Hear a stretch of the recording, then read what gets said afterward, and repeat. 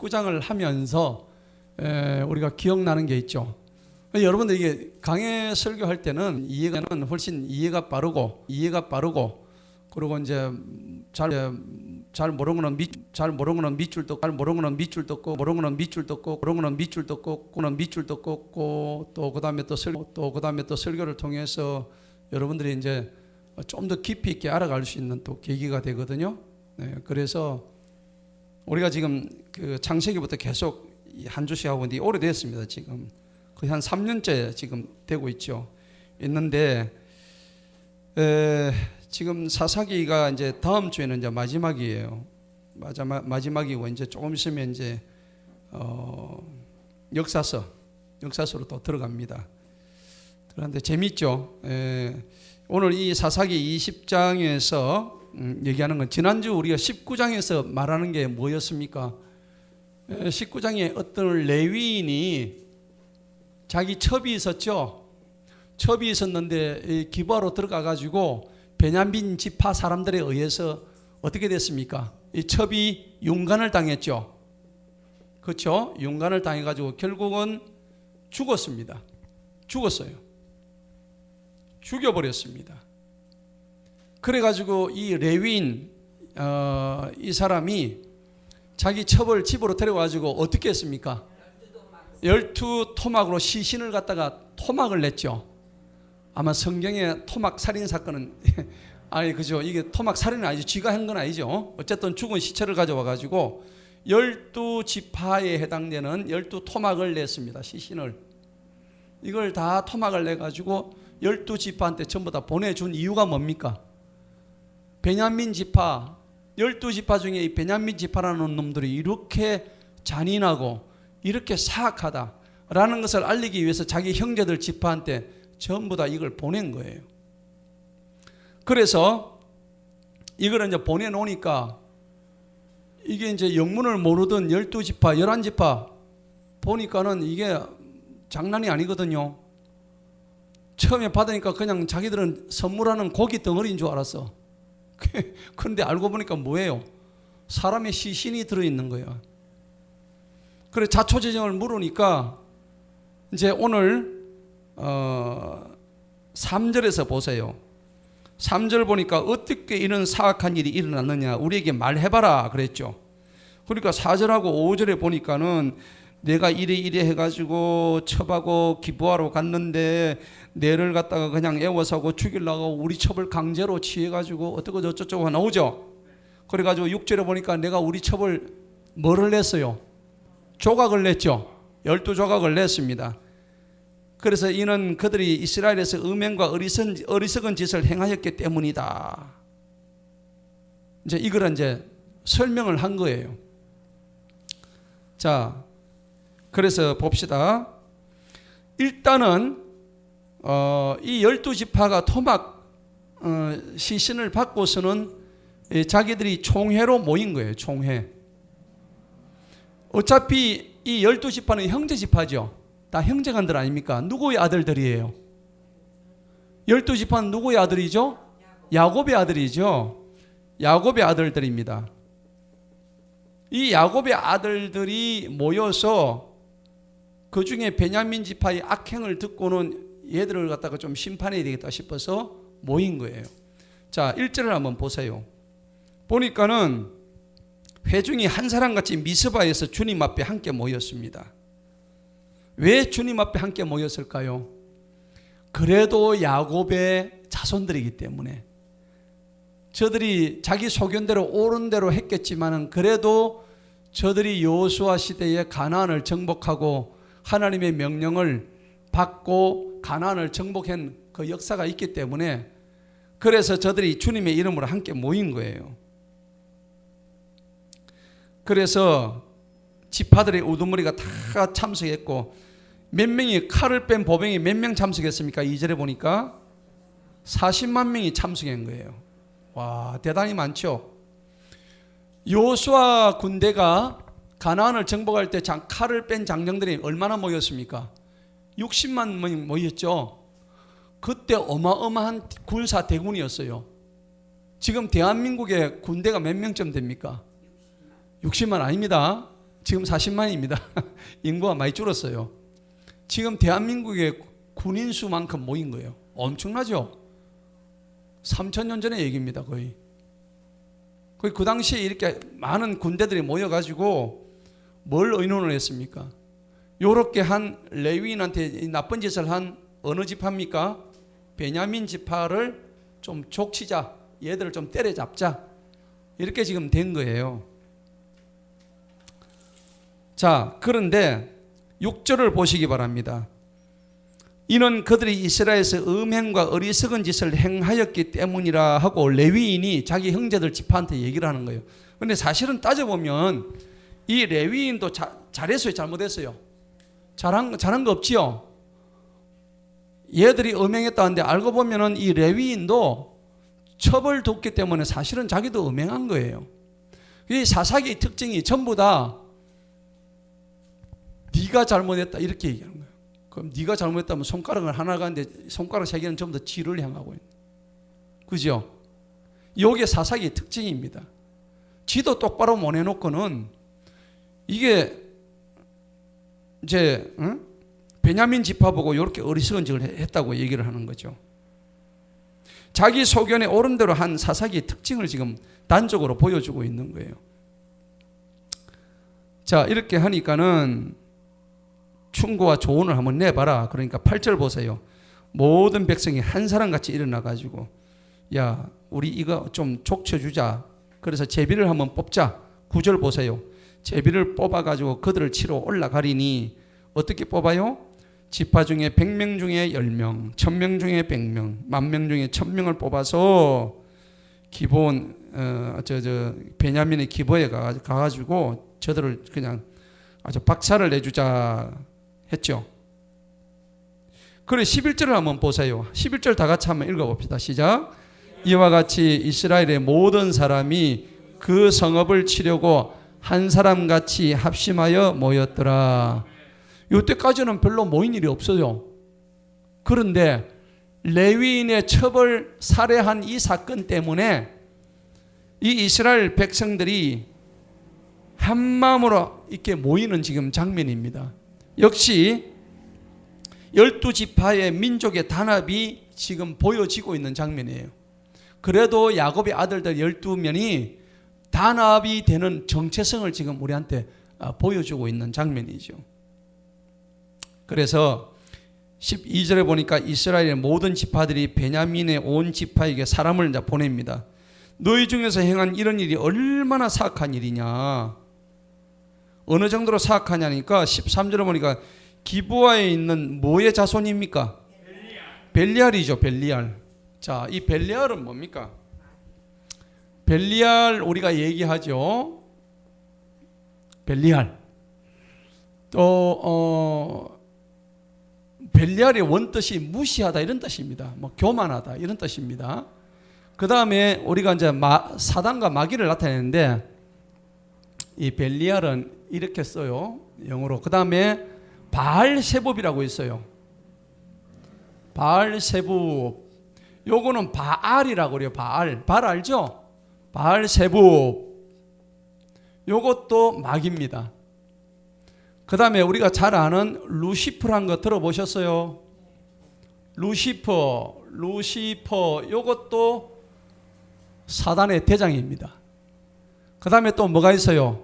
우리가 잘 아는 사탄이 아닙니다. 먹는 사탄이 아니고 사탄. 요거 다 4개가 한 종류입니다. 그죠? 한 종류예요. 그런데 우리가 이제 이 벨리알, 바알세붑 이제 여러 가지가 얘기 나오는데 고린도후서 6장 15절에 보면 이 벨리알란 말이 나와요. 요게 고린도후서 6장 15절에 보면 벨리알 이렇게 나옵니다. 그 다음에 이제 바알세붑은 마태복음 12장 24절 우리 지난주에 봤죠. 마태복음 12장 24절에 보면 바알세붑. 그런데 이게 누구냐면 마귀의 왕입니다. 마귀라 하면 영어로 데블이거든요. 데블. 이 마귀들은 이 사탄의 쫄개들입니다. 예. 그래서 이 마귀들의 왕 혹은 통치자 이렇게 되는 거예요. 그리고 이제 루시퍼가 나오는데 이 루시퍼는 이사야 14장에 보면 잘 나옵니다. 이사야 14장. 거기 14장에 12절부터 15절까지 나오죠. 12절부터 15절까지 얼마나 얘가 교만한지요. 루시퍼가 원래 천사장이었거든요. 그런데 너무나 아름답고 너무나 완벽했어요. 그렇죠. 찬양도 잘하고 그랬죠. 그런데 얘가 누구의 자리를 탐내죠? 하나님의 자리를 탐냅니다. 루시퍼가. 그래서 자, 여러분들 이사야 14장 한번 찾아봅시다. 이사야 14장 잠시만 한번 봅시다. 이 오늘 베냐민 자손을 보고 벨리알의 새끼들이다 이렇게 얘기를 하는 거예요. 자, 이사야 14장 12절에 보니까는 오 아침의 아들 루시퍼야 루시퍼. 이 루시퍼가 뭐냐면 바로 사탄입니다. 사탄. 이 사탄이 욥기서 1장에 보면은 사탄이라는 말이 나오죠.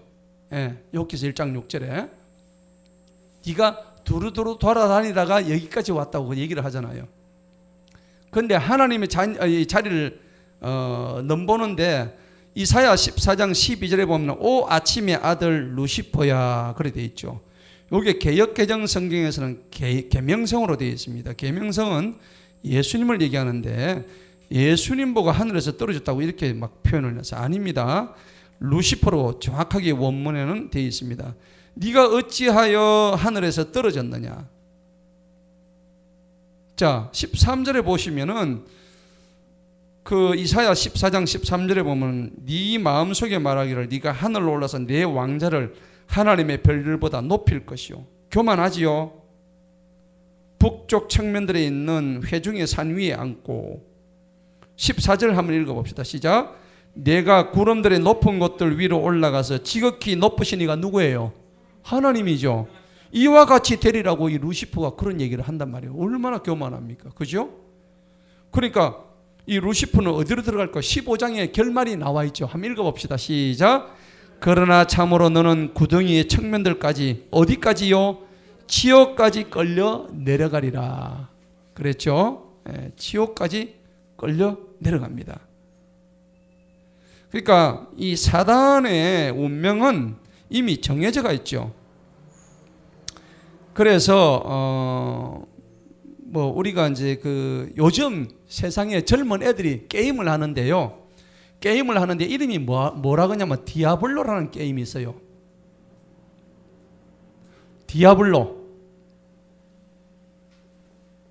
디아블로라는 게임이 있는데 이 게임이 무슨 게임이냐면 억수로 인기가 많아요. 원래 이 디아블로란 말이 마귀란 얘기입니다. 마귀. 이걸 지금 우리 젊은 애들이 지금 어린 애들이 이 게임에 미쳐가지고 지금 하고 있어요. 근데 원 제목이 마귀예요. 마귀. 예. 전에도 얘기해 드렸는데 이 루시퍼라는 제목의 이름을 가진 노래를 뜻도 모르고 막 부르고 있어요. 예. 그러니까 요즘 이 세상이 미쳤죠. 말세는 말세예요. 그죠? 애들이 루시퍼 노래를 막 좋다고 막 그 케이팝에서 막 부르고 있었다고요. 세상이 미치기는 미쳤어 진짜. 자, 그런데 이 디아블로라는 것은 결국은 그 마귀들을 전체 마귀들을 의미해요. 마귀들을 의미하는데 예수님께서 광야에서 유혹을 받으시고 누구의 유혹을 받아요? 마귀의 유혹을 받죠. 마귀들의 유혹을 받아요. 그런데 이 마귀를 계시록 20장에 가면은 뭐라고 했냐면은 용. 그 여러분들 용 아시죠? 용을 영어로 하면 뭐라 하면 드라곤이라고 그랬죠. 드래곤. 들어보셨죠? 드래곤. 그 드래곤이 원래 무슨 뜻이냐면은 마귀란 뜻입니다. 마귀. 그 우리 프로 축구에 뭐 전북 드래곤즈인가 보셨나요? 들어보세요. 요 S 붙이가 복수니까 전북 드래곤전가 뭐 하여튼 뭐 전남 드래곤전가 있어요. 제가 정확하게 모르겠는데. 근데 이 요한계시록 20장 2절에 보면 용, 곧 옛뱀이라고 되어 있어요. 옛뱀. 뱀이 여러분 창세기 3장 15절에 보면 뭐라고 되어 있어요? 예수님께서 뱀의 머리를 갖다가 어떻게 해요? 치신다고 했잖아요. 그냥 빠사버리는 거예요. 그러니까 마귀 새끼들은 전부 다 예수님께서 어떻게 해요? 전부 지옥으로 다 보내는 거예요. 그리고 뱀 새끼들은 전부 다 우리 인간의 발 뒤꿈치를 어떻게 해요? 깨물어요. 그러니까 우리가 계속 발 뒤꿈치를 뱀한테 물린다고요. 네, 물려요. 그런데 얘들이 가는 곳은 어디냐니까 결국은 지옥으로 떨어지는 거예요. 그러니까 성경에서는 이렇게 많은 용어들이 사단을 의미하고 있습니다. 그런데 오늘 우리가 본문에서 베냐민 족속을 무슨 족속이래요? 벨리알의 아들들이라고 하잖아요. 벨리알의. 그만큼 사악하다는 얘기입니다. 사악하다는 얘기죠. 아무튼 고린도서 4장에 보면 이 사단을 마귀를 이 세상의 신이라고 그래요. 그죠? 이 세상의 신이라고 그러고 에베소서 2장 가면 공중권세 잡은 자 그렇게 얘기를 합니다. 또 베드로전서 5장에 가면은 울부짖는 사자와 같이 삼킬 자를 두루 사단 마귀가 우리를 갖다가 찾고 다닌다고 얘기하잖아요. 그 다음에 요한복음 12장에 보면은 이 세상의 통치자라고 얘기를 해요. 그럴 정도로 공중권세 잡고 있는 모든 악한 것들이 이 세력에 들어가는데 결과적으로 영원한 불구덩이에 들어간다. 사단과 마귀는 정확하게 말씀드립니다. 마태복음 25장 41절에 보면은 영원한 불지옥으로 들어간다고 성경이 그렇게 말씀합니다. 그러니까 사단과 마귀는 그쪽에 들어갈 수밖에 없습니다. 그러니까 사단과 마귀에 잡힌 사람도 마찬가지입니다. 그러니까 우리 이걸 알아야 돼요. 자, 그래서 오늘 본문 말씀 13절에 보십시다. 이제 기브아에 있는 벨리알의 자손인 그 사람들을 자, 저거 베냐민 지파를 보고 벨리알의 자손이라고 얘기하는 거 사실 맞죠? 예, 아주 악했어요. 소돔과 고모라 저리 가라 할 정도로. 그래서 우리에게 넘기죠. 우리가 그들을 죽여서 이스라엘에서 악을 제거하게 하라. 하였으나 베냐민 자손이 그들의 형제인 이스라엘 자손의 음성에 말을 들었어요? 안 들었어요? 안 들었습니다. 악을 제거하려고 그러니까 베냐민 저가 잘못해놓고는 형제 지파에서 너가 잘못된 걸 사과해라. 안 한다 이거죠. 저거들이 잘했다고 지금 우기는 거예요. 자, 오히려 14절 보시기 바랍니다. 오히려 뭐라고 했습니까?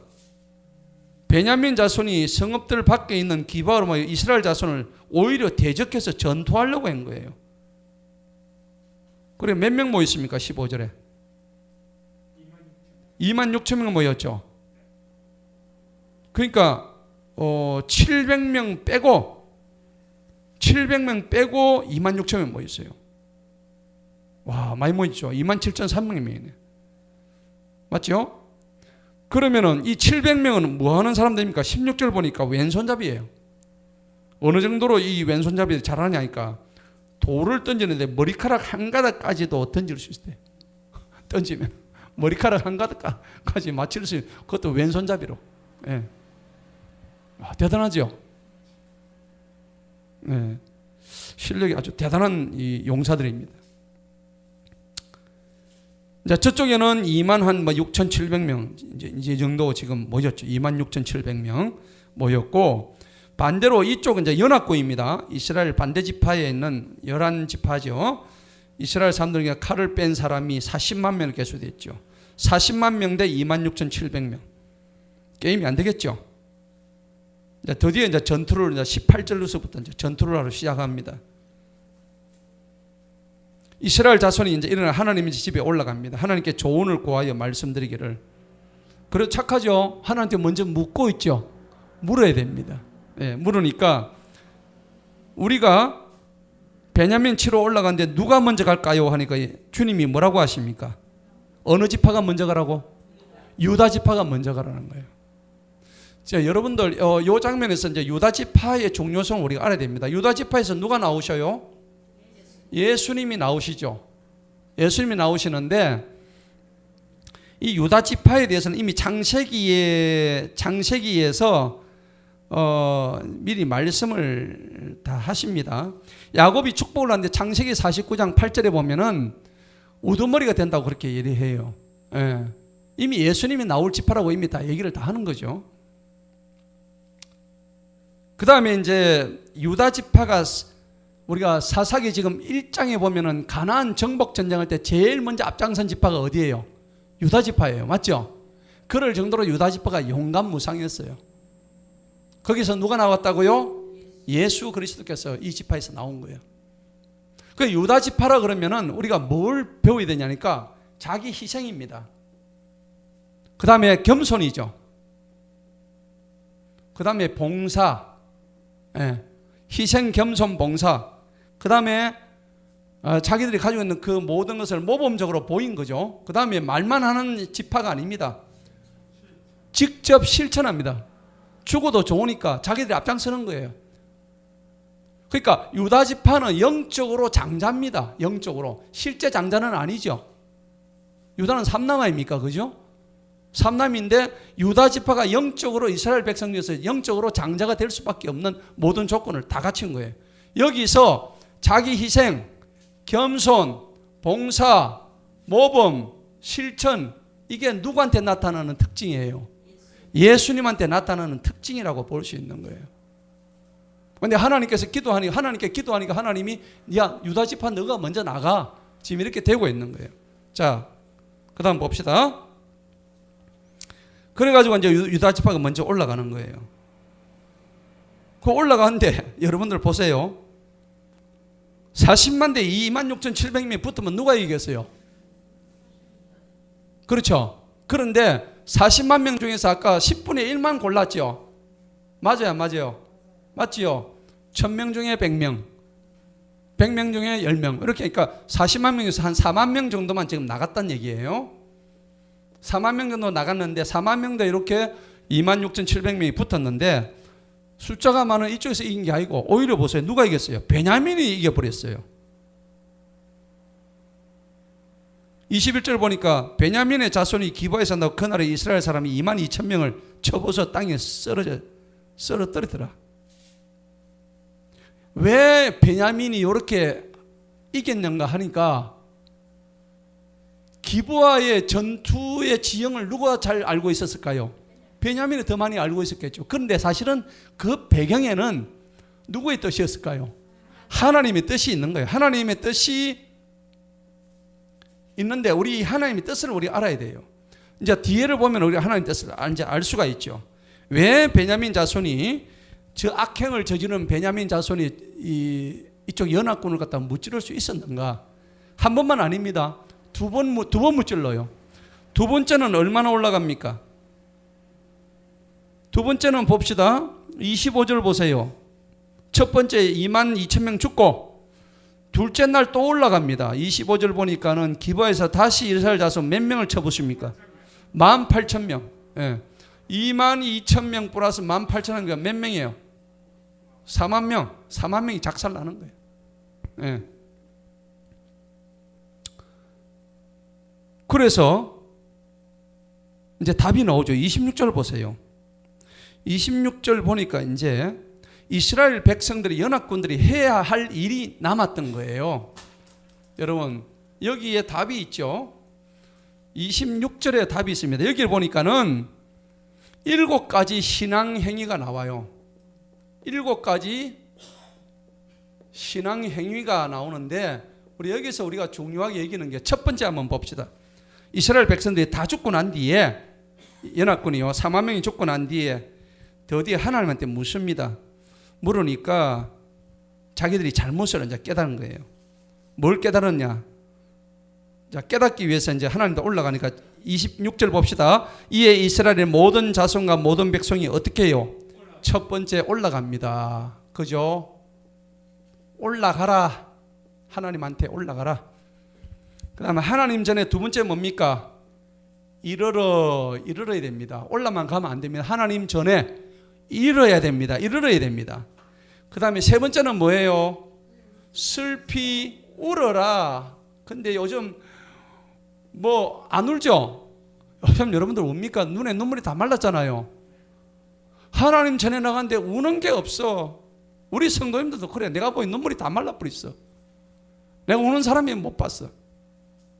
그죠? 눈물샘이 다 말라버렸어.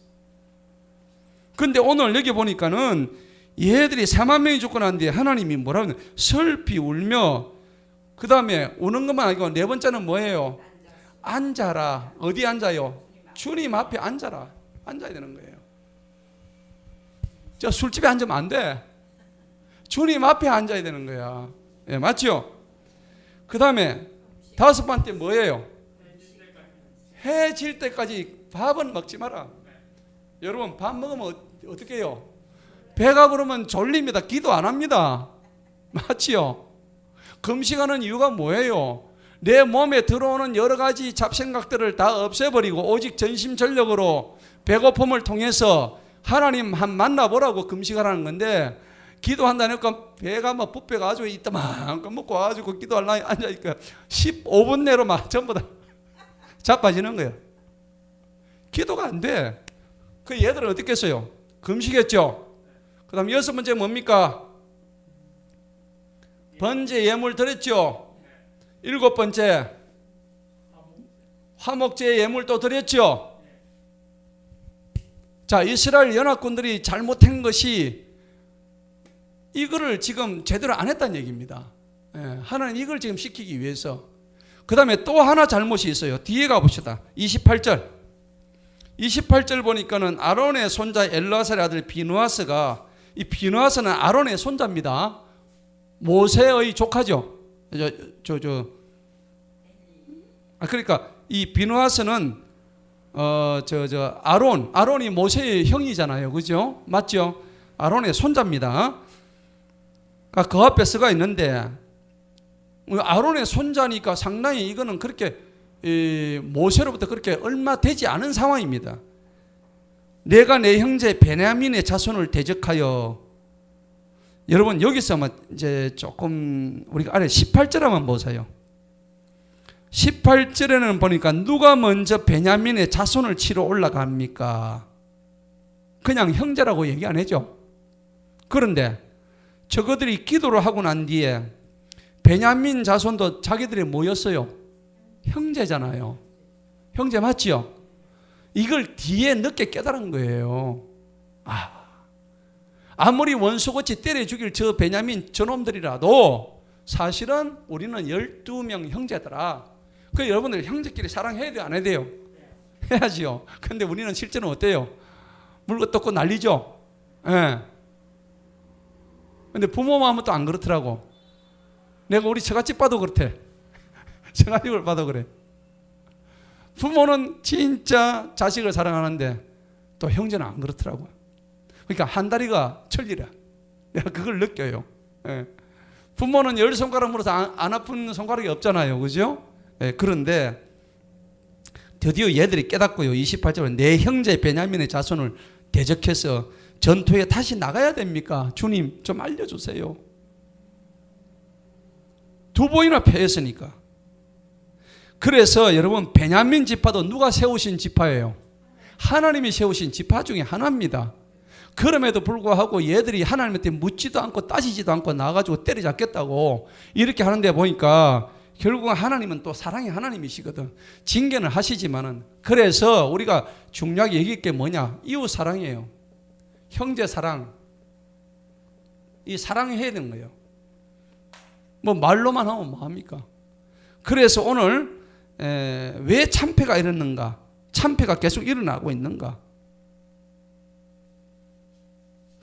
그래서 이제 우리가 하나님께서 우리를 징계하시는 목적이 있어요. 여러분, 하나님 우리 많이 징계하시죠? 징계하실 때에 우리를 미워서 징계하시겠어요? 네? 사랑해서 징계하시잖아요. 맞죠? 그걸 느끼십니까? 여러분 징계 많이 받아보셨나요? 그럼 징계 받을 때 아파요, 안 아파요? 아프지요. 죽을 것 같잖아요. 그런데 그때 진짜 하나님의 사랑을 느끼냐고요? 느껴요. 대단합니다. 지금 이 정도로 우리가 레벨업이 됐어요. 레벨이 올라왔어. 근데 이게 성경에 정확하게 나와 있죠. 히브리서 13장을 한번 봅시다. 12장, 히브리서 12장. 징계를 우리가 당할 때 하나님은 뭐라고 얘기하시는지 히브리서 12장을 한번 봅시다.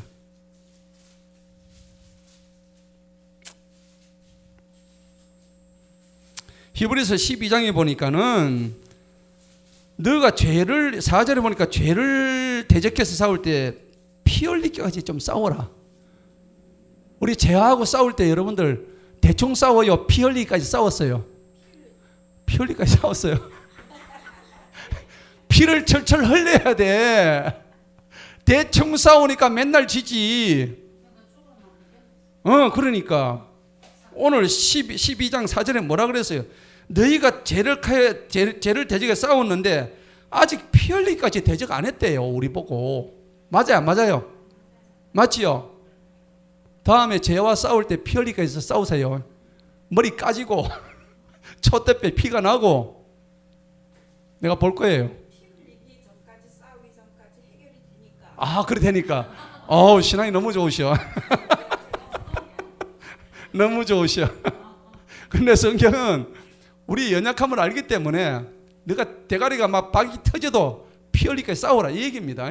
자, 그런데 하나님이 징계를 주시는데 봅시다. 5절 보세요. 히브리서 12장 5절. 또한 너희는 다 같이 한번 읽어봅니다. 시작. 또한 너희는 자녀들에게 하듯 너희에게 말씀하시는 권면을 잊었도다. 곧 내 아들아 너는 주님의 징계를 뭐하지 말고 경시하지 말고 책망을 받을 때 뭐하지 마라? 낙심하지 마라. 우리 책망 받을 때 낙심해야 안 해요? 엄청나게 낙심합니다. 내가 왜 이러노? 그거 낙심하니까 어떻게 돼요? 되는 일이 없지. 자, 왜 그러면 하나님이 징계를 하시는지 6절에 다 나오죠. 이유가. 읽어봅니다. 시작. 이는 주님께서 자신이 사랑하시는 자를 징계하시고 자신이 받으시는 아들마다 채찍질하시기 때문이라 해놨죠. 자신이 사랑하는 자를 징계하신대요. 할렐루야. 그럼 징계 안 하면 사랑 안 해? 징계 받아야 돼, 안 받아요? 받아야 되는 거야. 나는 한 번도 징계 받아본 적이 없다. 그건 버린 자식이야. 자랑하지 마세요. 나는 한 번도, 목사님 나는 이때까지 징계 받아본 적이 역사가 없습니다. 아나 콩콩아. 그거는 하나님한테 버림받는 자식이에요. 사생아예요. 밥 먹듯이 받아요. 너무 밥 먹지 않으면 배가 부르잖아. 자, 그래서 오늘 8절 보세요. 이거 12장 8절에 보니까는 한번 읽어봅니다. 시작. 그러나 징계는 누구나 받는 것이거늘 너희가 징계를 받지 않으면 너희는 뭐요? 사생아들이다. 사생아들. 친아들이 아니라고. 예. 그래서 11절 한번 읽어봅니다. 시작. 이제 징계가 그 당시에는 즐거워 보이지 않고 슬퍼 보이지만 그럼에도 불구하고 후에는 그로 인하여 뭘 됐다고? 단련된 자들은 그것이 의의 화평한 열매를 맺느니라. 아멘. 그렇죠. 14절을 한번 읽어봅니다. 시작. 모든 사람들과 더불어 화평함과 거룩함을 따를지니라. 이것 없이는 아무도 주님을 보지 못한다. 그렇죠? 자, 그렇기 때문에 하나님이 이스라엘 백성들을 징계하시는 목적이 뭐냐? 사랑하시니까. 그걸 깨닫게 하기 위해서 7가지 신앙행위를 하나님 요구를 하신 거예요. 요거 깨닫게 해서 몇 명을 죽였어요? 4만 명을 작살을 낸 거예요. 여러분, 히스기야 하나 살리려고 18만 3천 명을 천사 보내가지고 그 밤에 다 죽여버리신 하나님이죠. 4만 명 정도야 뭐 아무것도 아니지. 맞죠? 예. 하나님이 손대시면 저 김정은 저 북한 군대 천사 하나 보내면 끝나버려요. 예. 근데 왜 저렇게 놔두실까요? 쟤들보다 우리가 더 못됐거든. 우리가 쟤들 손가락질하지만 사실 우리가 더 못됐어. 쟤들은 이미 버림받은 자식들이야. 이미 버림받은 자식이에요. 그런데 우리는 버림 안 받았다 생각하는 우리 자신이 더 못됐어. 그죠? 이 회개해야 될 문제예요. 그러니까 하나님은 징계의 도구로 지금 누구를 쓰셔요? 북한의 김정은을 쓰시는 거야. 미사일을 펑펑 쏘고 우리 보고 정신 좀 차리라고. 맞죠? 예. 그것도 하나님이 쓰시는 도구란 말이에요. 그러니까 하나님의 주권이에요. 우리가 뭐라 얘기할 수가 없는 거예요. 자, 봅시다. 드디어 이제 하나님께서 28절 봅시다. 올라가라. 내일은 내가 그들을 너희 손에 넘겨주겠다. 이제는 뭐 죽을 만큼 죽었고 저것들이 신앙의 7가지 행위를 다 했죠. 하니까는 이제 하나님께서 이번에 세 번째는 너희들을 더 안 죽이고 이제 반대로 베냐민 얘들을 내가 잡아 족치게 약속을 하십니다. 그래가지고 뭐 어떻게 매복병을 배치하고 뭐 어떻게 뭐 몇 명 죽이고 이렇게 이제 나오는 게 쭉 나오죠. 전열을 가다 듬고, 예. 나오는 34절 보세요. 온 이스라엘 중에서 택한 사람 10,000명이 기브아를 치러 왔으니 그 전투가 치열하였으나 베냐민의 자손은 재앙이 그들에게 가까운 줄을 알지 못해. 이제는 하나님이 누구 편이에요? 베냐민 편이 아니죠. 이스라엘 연합군 편이에요. 드디어 35절을 한번 읽어봅니다. 시작. 이스라엘 앞에서 베냐민을 치심으로 이스라엘 자손이 그날 베냐민 사람들을 몇 명을 죽여요? 25,100명을 죽였어요. 그러니까 뭐 이제 거의 다 죽었죠. 베냐민 지파 뭐 얼마 안 되는데 그거 다 죽어버렸어요. 결국 몇 명 남느냐면 뒤에 보세요. 뒤에 보니까는 47절 보면 몇 명 남았어요? 600명 남았죠. 600명밖에 안 남았어요. 와, 완전히 뭐 작살 나버리지 뭐. 하나님이 손대시니까 그냥 다 가는 거예요. 그런데 저거는 저가 패한 것을 갖다가 잘 몰라요. 어리석은 거죠. 그래가지고 38절에 뭐 전투를 뭐 불꽃을 올리고 신호를 해가지고 뭐 이렇게 쭉 나옵니다. 예. 그래가지고 40절에도 보니까 불꽃이 연기 기둥이 오를 때 신호를 보내가지고 어떻게 하니까는 드디어 이제 41절에 정신을 번쩍 차리죠. 이스라엘 사람들이 다시 돌이켜는 베냐민 사람들이 놀랐으니 재앙이 그들에게 미친 것을 그때 깨닫는 거예요. 바보죠, 베냐민. 처음에 하나님께서 반대를 죽이니까는 저가 잘난 줄 알고, 예. 그렇게 막 기고만장하더니 결국은 하나님이 얘들을 그냥 몰살시켜버려요. 민족 자체가 그냥 없어져 버려요. 거의. 자, 그래서 42절 봅시다. 전투가 그들을 덮치니 성읍에서 나온 그들을 이스라엘 사람들 그들 중에서 멸망을 시켜버렸더라. 그리고 44절에 베냐민에서 쓰러지는 18,000명이었고 이 모두가 다 강한 용사들이었더라. 또 뭐 계속 또 뭐 죽이고 46절 보니까는 이와 같이 그 나라의 베냐민 중에 쓰러진 자는 모두 칼을 뺀 25,000명 이 모두가 강한 용사였더라. 그 중에서 600명만 도망칩니다. 도망을 쳐가지고 광야로 들어가는데 림몬 바위에서 넉 달을 지내면서 베냐민 지파가 완전히 몰락합니다. 그리고 이제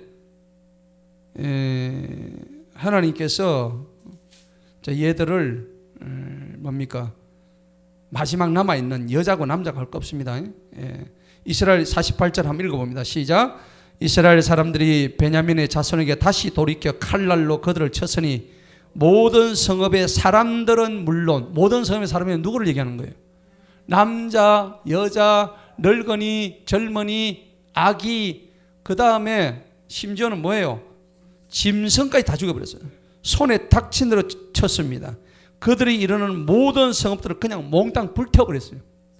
이게 뭐예요? 지옥이죠. 지옥을 그대로 연상시키고 있는 거예요.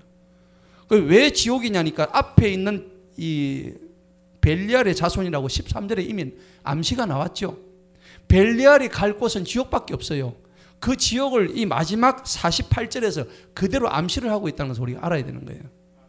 여러분 우리가 악행을 계속 저지르면은 이와 같은 결과가 나올 수밖에 없다는 것을 알아야 됩니다. 이제 뭐 다음 주 21장 하겠지만은 21장 그 3절 보세요. 이래 가지고 베냐민 지파가 완전히 사라져 버립니다. 3절에 보니까 오 이스라엘 주 하나님이시여 어찌하여 이런 일이 이스라엘에서 일어나서 오늘 이스라엘에서 한 지파가 없어지게 됐다 했죠. 이 어느 지파입니까? 베냐민 지파가 사라진 거예요. 6절을 보세요. 거기 6절을 보니까 이스라엘 자손이 그들의 형제 베냐민의 일로 뉘우쳐 말하기를 이날 이스라엘에서 한 지파가 끊어져 버렸도다.